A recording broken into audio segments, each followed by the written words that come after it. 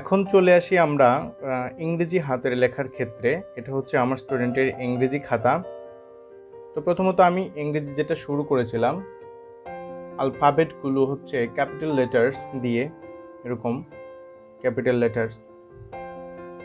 লেটার্সগুলো দিয়ে শুরু করেছিলাম এবং নিচে নিচে লেখার জন্য বলেছিলাম। তারপর আমি যেটি করেছিলাম, তাদের সবাইকে আমি ওই স্মল লেটার্স লেখার জন্য বলেছিলাম এবং সেভাবে লিখতে দিয়েছিলাম। স্মল লেটার্সগুলো প্রথমে ক্যাপিটাল লেটার্স, তারপর হচ্ছে স্মল লেটার্স, সবগুলো স্মল লেটার্স লেখানোর চেষ্টা করেছি একদম শেষ পর্যন্ত, জেড পর্যন্ত।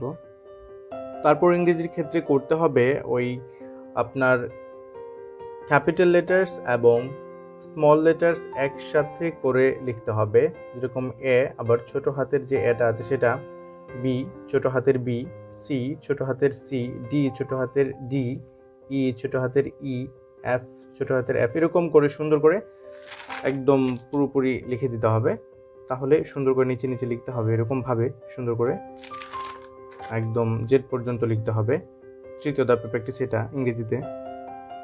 তারপর এই লেটার্সগুলো শেখার পর আপনাকে চলে যেতে হবে, যেরকম বাক্য লিখেছিলাম আমরা বাংলায়, এরকম ইংরেজিতে সেন্টেন্স লিখতে হবে। তারপর সেন্টেন্সগুলো নিচে নিচে একদম ফাঁকা জায়গাটা মেনটেন করতে হবে, মাঝখানে এরকম স্পেস মেনটেন করে তারপর লিখতে হবে। এবং ইংরেজির ক্ষেত্রে সবচেয়ে গুরুত্বপূর্ণ বিষয় হলো যে আপনাকে আপার কেস যেটুকু রয়েছে, তারপর মিডল কেস এবং লোয়ার কেস, এটা মেনটেন করে আপনাকে হাতের লেখাটা লিখতে হবে। যেরকম বাংলাদেশ লিখেছি, এক্ষেত্রে বা লোয়ার কেস যে এইটুকু এবং এইটুকু জায়গা, এক্ষেত্রে জি এর যে লেজটুকু এখানে এসেছে, তো এটা মেনটেন করতে হবে যে লোয়ার কেসে।